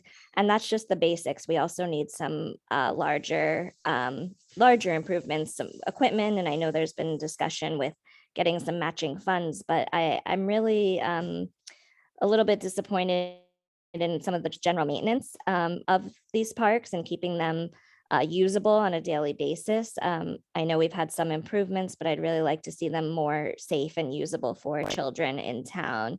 And I think they're a great asset to town. And again, I've been given some good details about timelines, but I know things get behind, and I really would like to see those move forward. Thank you. Thank you, Abby. And Borough Administrator, I'm sure this is one of the top projects that you have our Public Works people looking into. It is, it's up there, but yeah, we're juggling, but absolutely. And I had a good conversation with Councilmember Hirsch about next steps for some of the longer range aspects of our park ambition. So there'll be more to report soon, I hope. Good. Thank you, Abby, and we have updates for you too. But yeah, thank you for asking for status, because it's really important that these move forward. These parks are incredibly important. Okay, is there anyone else who would like to speak? Yes, Mayor, looks like phone number 4445, Lois Leving. I believe that's you. Hi, Lois Leving, North 2nd Avenue. I'm going to go 3 quick subjects to throw out. Get your pencil and paper ready, please. How come 14A was skipped on the request that I made earlier about phase 2 of Gable Associates? I asked for explanation of what it was phase 1. Did it bring in a lot of money? Is it the solar? What's phase 2 about? Okay, second one is affordable housing. The Federal Fair Housing Act, from what off the top of my head, Highland Park has not adhered to it up on Cleveland Avenue. fair of low income has to have the same look and have the same amenities, and they have to use the dumpster, I read, instead of getting trash pickup for low affordable. Now, I know you're going to tell me the court ordered it and they have far fewer affordable units. Again, I'm sure the court ordered that and that's wrong. And the last one, this might interest you, Mayor. In New Jersey Reports, the book that the New Jersey Supreme Court has, 2010, Bressler versus the Board of Ed in West Windsor, which is the book, volume is 201 NJ 544. Talks about all about constitutional law, freedom of speech. And just to jump forward to the back of that same book, page 623, I think it is, the Index Digest. Title is at 1559, key 1559, offensive, vulgar, abusive, or insulting speech. And then the short sentence is, one of the core principles of the First Amendment is to protect speech, it's tiny writing, I can't read it, on matters of public interest, including speech that the government finds offensive. USCA, Constitutional Amendment 1, and then it talks about Bressler versus Board of Ed Education, West Windsor, Plainsboro Regional School, 201 NJ 544. So I think you should read just your phrase that talks about abusive speech, since that's the U.S. and the New Jersey Constitution, Supreme Court anyhow. Yeah. And please 14A, and review the requirements of the Federal Fair Housing Act, if you would. Thank you. Thank you, Lois. And Borough Attorney, could you advise on that? Because I do, before public comment, always advise that I can cut people off if they're abusive, et.cetera. Well, fortunately, you really haven't had during our Zoom life here that need. So I do believe your statement is enforceable and is appropriate under the Open Public Meetings Act. And I'm not sure exactly what language was in play in the Plainsboro West Windsor case. I could take a look at that, but I would not make a recommendation that you change what your introductory remarks are about conduct, appropriate conduct at our Zoom meetings. And we won't have to worry about it, I guess, once we get to November 1st. Okay, I would be interested in more information on the West Windsor situation, though. We'll find out. Okay, thank you. Mayor, Are there any other? Mayor, I'm sorry. Mayor, I'm sorry. It's Matt. It's Oh, okay. Matt, Hirsch. do you not have the raise hand thing? Oh, no, well, I have a real hand. I don't, could I was just wondering, I didn't really fully understand, Ms. Lebbing, are you were you referring to the heritage? Where there's disparate trash collection? Can you describe? Oh, Matt, sorry, I took her off. I thought we had moved to another speaker.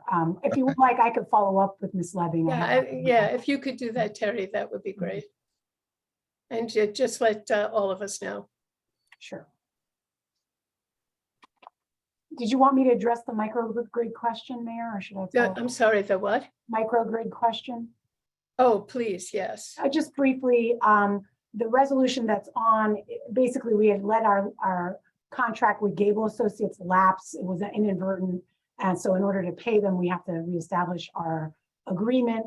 But we have funding from the Board of Public Utilities for the second phase of study on the feasibility of a microgrid in Highland Park. So we brought money in that basically is paying for the study.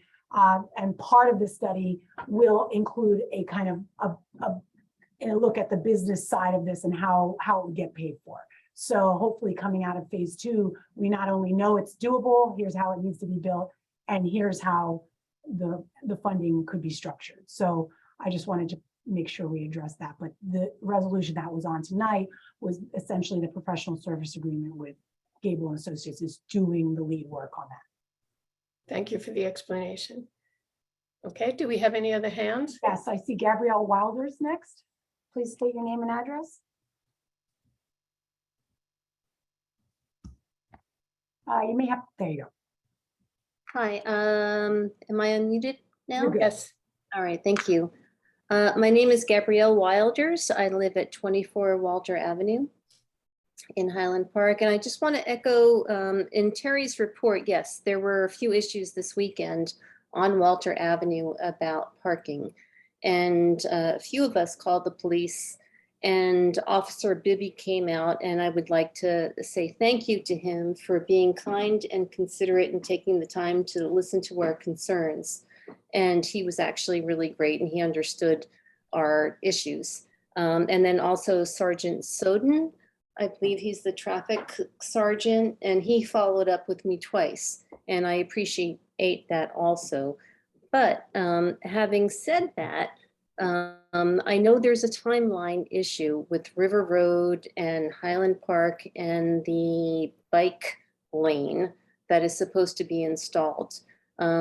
Before the Frederick even showed up, there was a spray painted line for the bike lane, which people, got used to. And now that spray painted line has really faded, but you still have families and people coming up the road and not understanding, where the bike lane is. The police have said to us that, and they did today, put in more no parking signs right next to the Frederick. And that was great. So I would like to say thank you to the Highland Park traffic safety policemen. They have been really wonderful. But given the fact that River Road has been milled and we don't know how long that's going to take, and signage is not very good on Walter Avenue, I would still like to request another one-way sign on Walter Avenue, just to make it a little bit more clear. When I came home from work tonight, a person actually drove over my curb into my driveway, coming up the wrong way from Walter Avenue, and there was another car coming down. And it was a bit scary there. Everything was okay. There was no damage, but it was one of those moments. Right. So I would just like to ask to please increase the signage on Walter Avenue for both speed, one way, and parking. And I would also just like to make a mention of just the overdensity of Highland Park. I am concerned that all these other things are going up and there's going to be more people. We have the spillage from 2 Walter Avenue where it was supposed to be one, millennials with 1 or 0 cars, but they have visitors. And so that's going to happen all around Highland Park. We need to bolster our other infrastructure services, such as the police and the fire department. And I think they are doing a good job, but they need more help. Fine. Thank you, Gabrielle. Okay, Terry. Next is Carl Prey / Mary Forsberg. You're next. Hi, Mary Forsberg again. I have a couple questions. I always do. I first want to say, though, that I really appreciate that Matt Hirsch is a little bit concerned about the 7 projects that you are already doing, and adding an 8th, the Stop and Shop, really does kind of make me wonder how those things can be done in a reasonable kind of way. But I just wanted to say that I appreciate that he mentioned that. I'm sort of curious. The zoning board, as far as I know, has not met for a number of years now. And I'm wondering why it is that you changed the zoning on track A, B, C, and D without having the zoning board involved. There was no meeting about that. You went from 3 stories to 4 and 5 stories. I just don't understand that. And I don't understand why the zoning board hasn't met. I mean, when my husband and I put an addition on our house, we had to notify people within 200 feet with certified letters. And I can't imagine that, that hasn't been happening in town. I also, I was sort of looking at some history, And I came across something in 2016 in a council meeting that basically set up a committee to prepare a concept plan for a borough square. And I believe that Councilman George and Foster and Mayor Mittler were at that meeting. And I'm wondering what happened to that concept? I mean, was anything done? Is that yet another one of these things that, was done, and kind of like the parking study that no one's ever seen, that the borough paid somebody to do. So I'm sort of curious about that. Do Councilman George and Foster, do you remember anything about that? What happened with it? Why don't we have a concept plan for a borough square?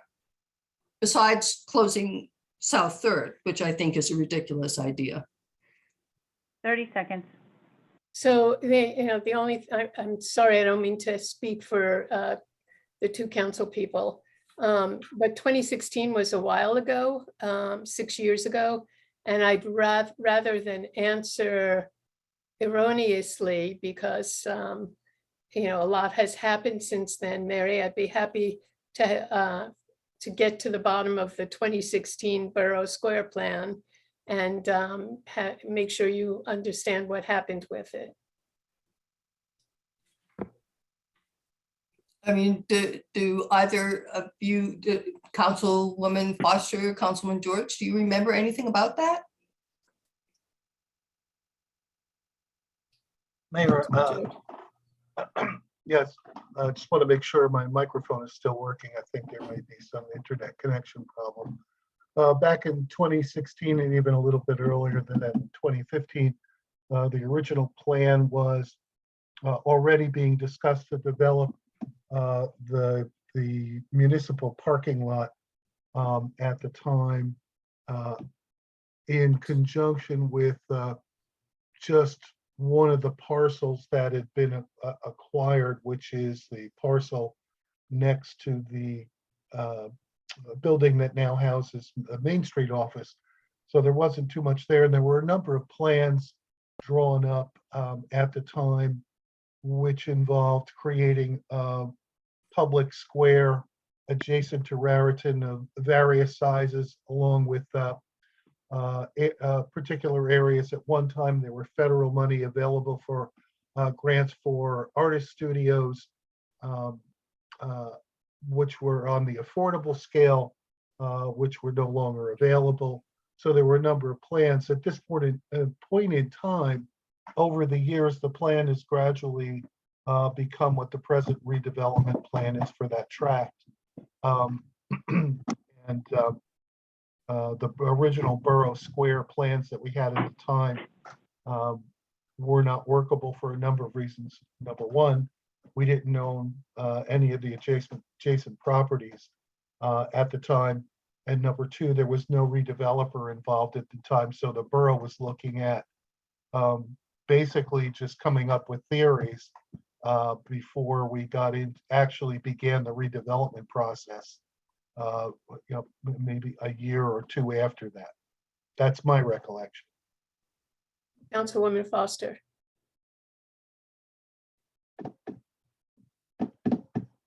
We had went out and did a number of charrettes for that area.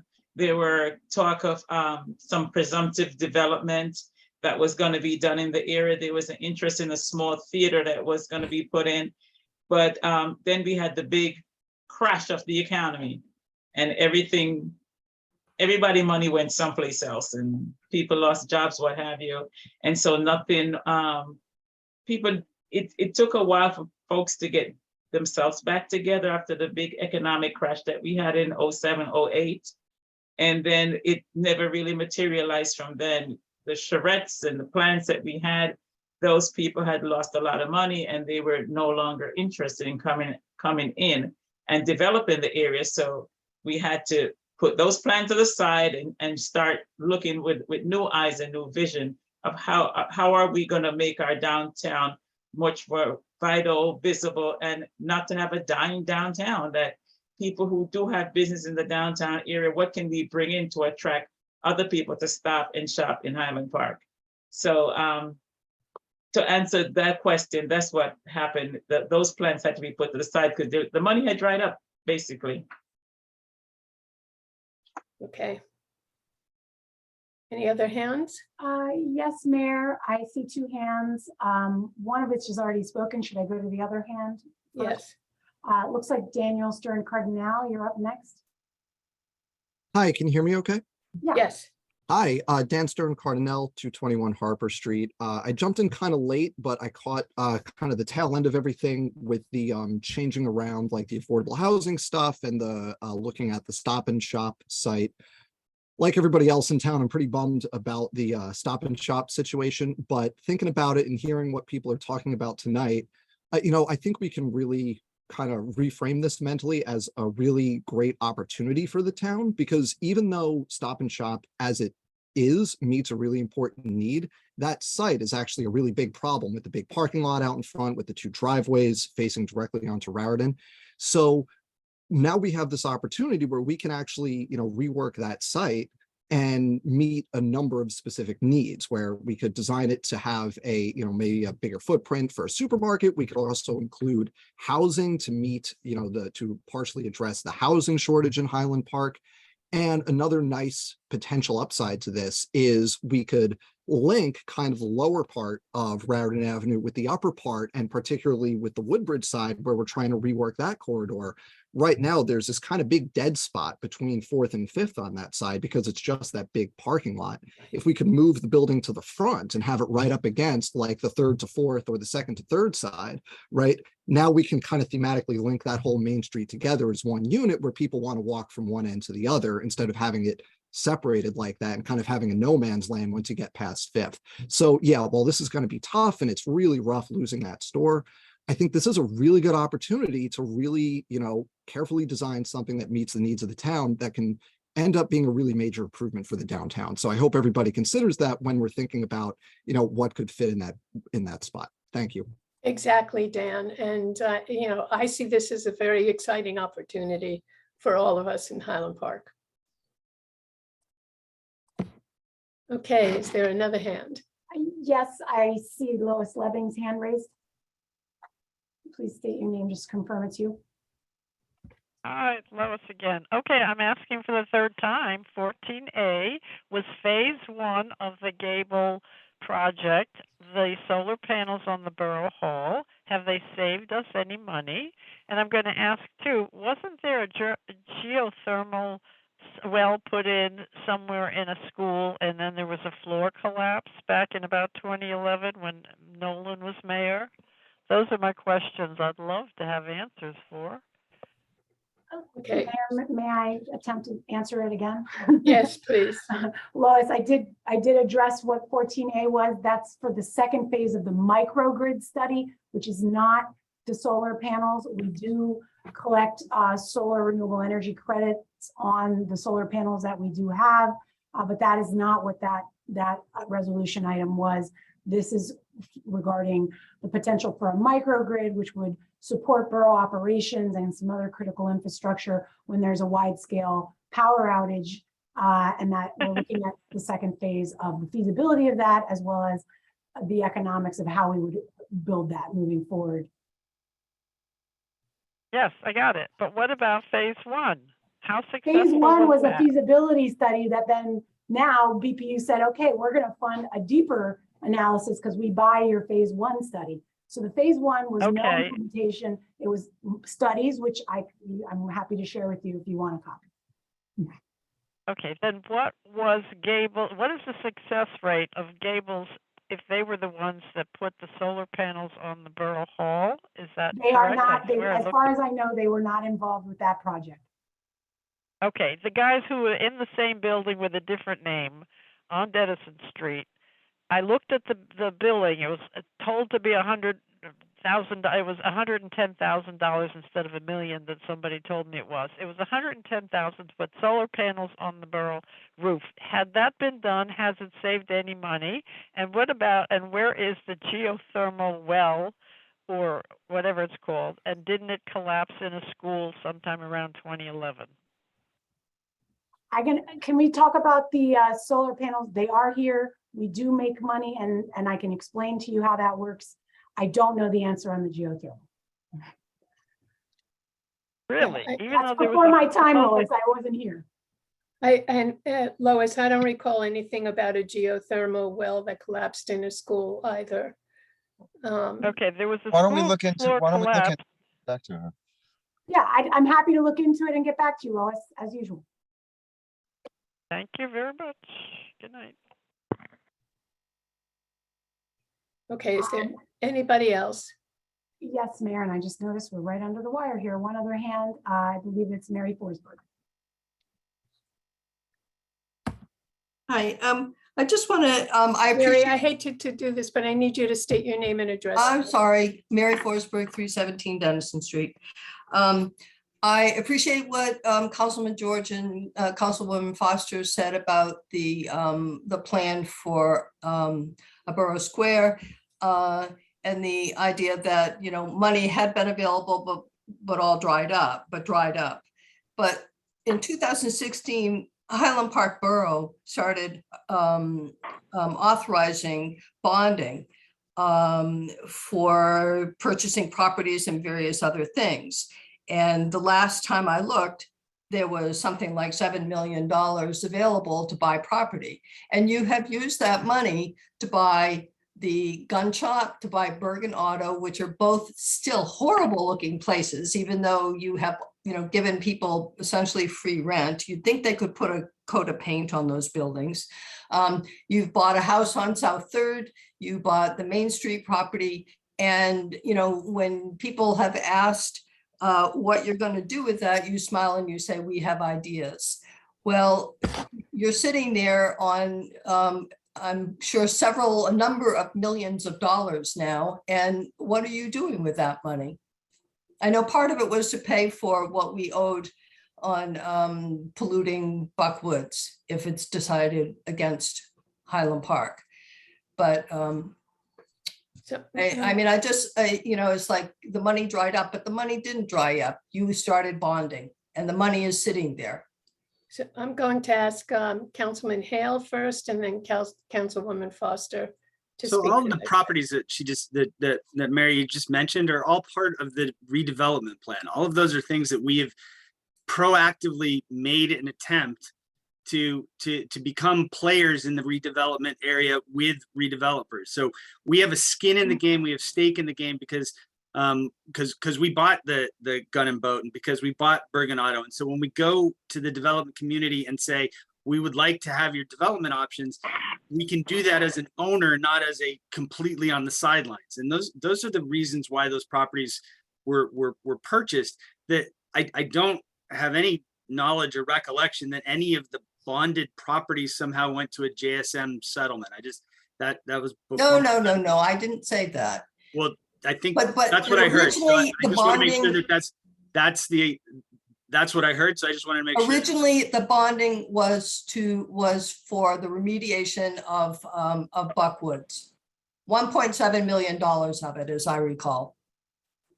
I think those are two different things. I don't think so. I could be mistaken. So the bonding of purchasing the properties that you talked about were so that we could be better players in the redevelopment action that we've taken. Correct. Councilwoman Foster?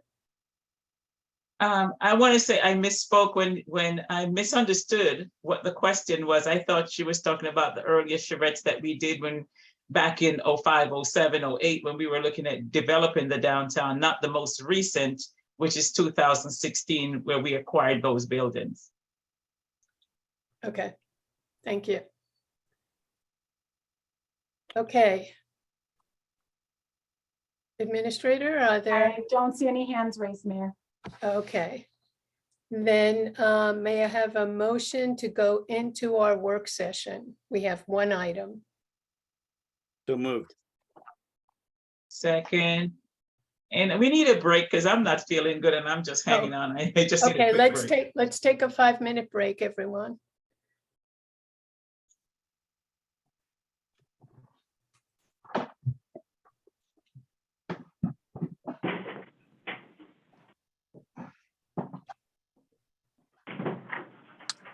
You're still watching. I'm really sorry I was late. I will put my council report with the minutes, but I got stuck at work. So apologies to anybody who showed up. I tried my hardest, but thank goodness for Zoom in this instance, right? Because this is Right. Are you sitting in your car? I'm just sitting in my I think he's sitting in his car talking to nobody, so I put my screen back on. I'd have someone to listen. I just figured, maybe someone at home was watching, was like, why'd this guy show up so late? It wasn't out of lack of sweat and concern. I'm really sorry. Hey, Mayor. listen, the paying job, always comes first.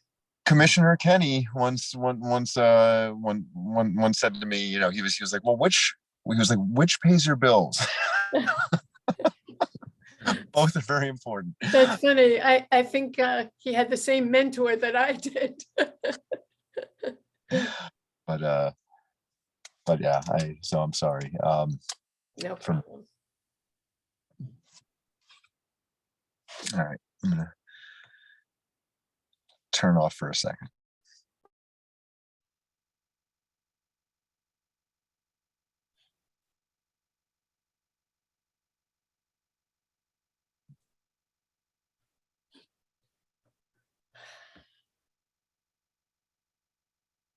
Oh, and it's the first day of school, by the way.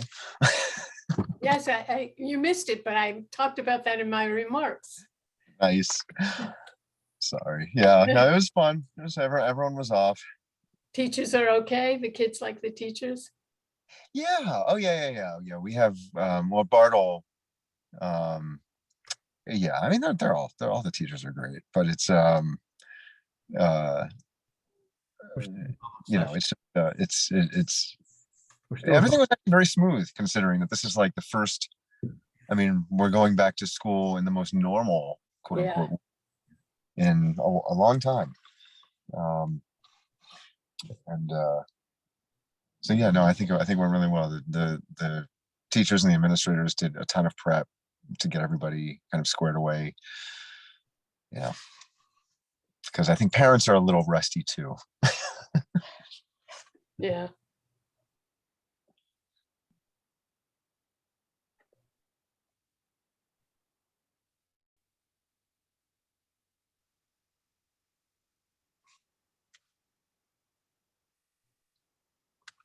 Matt, are you at a drive-in movie theater?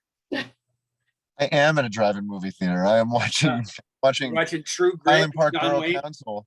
I'm watching a fine Highland Park Borough Council meeting. This one from There you go. 6/22. Are there any? Is there one drive-in theater left in New Jersey? Are there any? I don't know if there are any. There was one. But there was I think there's one in deep South Jersey, because I contemplated. Yeah. I've never personally been to a drive-in, so I think up that'd be in fun. outside of Portland, Maine. Mhm. There's a drive-in movie theater that is happening. You have to get tickets like 2 weeks in advance. It is literally packed every I night. gotta tell you, other than the novelty, it has no appeal. Like sitting in my car, listening on crappy audio, like I don't know, it just doesn't really work. They run it through your phone now.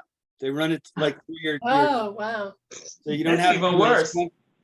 Yeah, but it's literally it's packed like every night, 3 shows a night. So You sit on Do top. they still have people on roller skates bringing popcorn and stuff to your car? I don't recall that, but It was too bumpy. Yeah, not at the drive-ins, definitely at the drive-in restaurant. You have to walk and get your popcorn, bring it back. Yeah. Terry's right. I'm saying They have a 6-week Vineland is where season. Isn't it? I knew it was like real South Jersey. Yeah.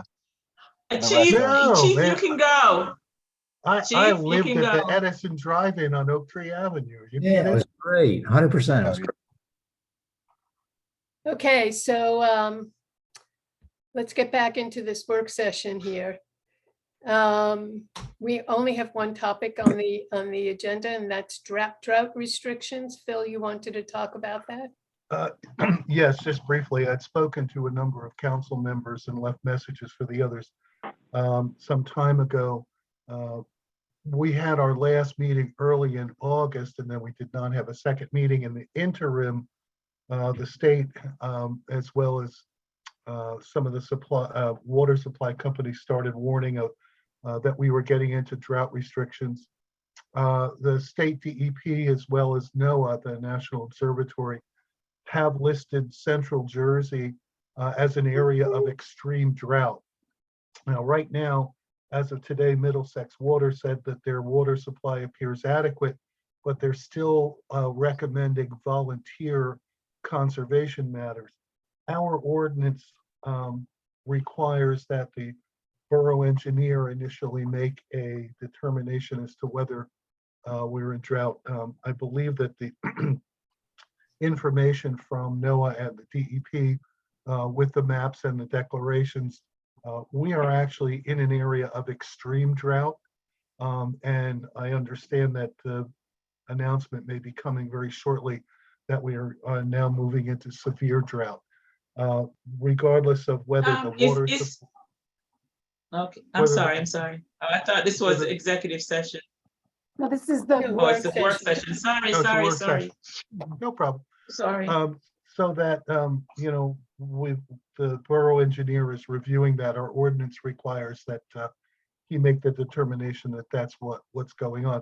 So the reason for discussing it in general is that pending that, I think it's important that we strongly emphasize the voluntary measures that are in our ordinance, which encourage people across the board to, minimize washing their cars, to use car washes that recycle water, which the Glow Car Wash right at Brookside, right at our border, does, to eliminate unnecessary water usage. And of course, encourage Energy Star efficient, which most everybody does these days.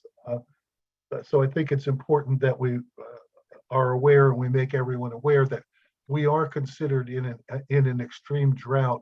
And I know, of course, it rained all day today, which seems counterintuitive, but that's not the part of the problem. Is that the ground is so dry and compacted that what we're getting is a lot of sheeting, which is water runoff, and it's just running off into the storm sewers.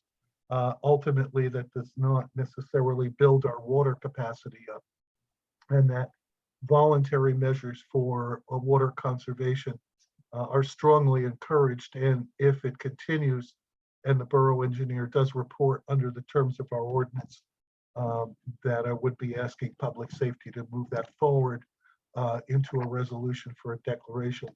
We don't declare a water emergency level 1 or so on and so forth. Our ordinance simply says that we implement water conservation measures, which are spelled out in the ordinance. All right, so you're asking for public safety to take this on? Public safety and public works, yes. All right, so if the two of you could work. Okay, we can work. Yeah, and again, we're waiting for the borough engineer to weigh in on it. So, it's just for informational points at this time. Okay, and Terry, I think Harry's on his vacation this week. So once they put their heads together on this with the proper language, would you be able to have someone up there get something out?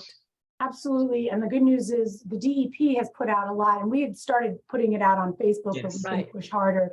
There's a lot of good messaging already in place on the voluntary related items that Phil George just said. But I will, we can double back onto that and start pushing that out a little more. Okay, and Matt Hirsch, you have your hand up? Sorry, Elsie, did Councilwoman Foster, did you want to go? No, you had your hands up before me. All right. Thank you. Just Terry, you mentioned DEP. Do they have any, well, I guess I shouldn't ask you on the spot, but I would look for considerations I'd be interested in considerations regarding institutional, corporate or commercial, actors, who water their properties. And then also if there are any best practices or anything related to vegetable gardens, people who garden for food, including the community garden down at Donaldson. Our ordinance and the DP has some good guidance. Time of day matters when you water. You don't want to water in the sun, baking, evaporating. Early morning, late as the sun goes down. So there are some best practices that we can put out there that both the state and our own ordinance actually cites. Phil educated me on that provision in our ordinance. I wasn't familiar with it. So we can certainly do that as well.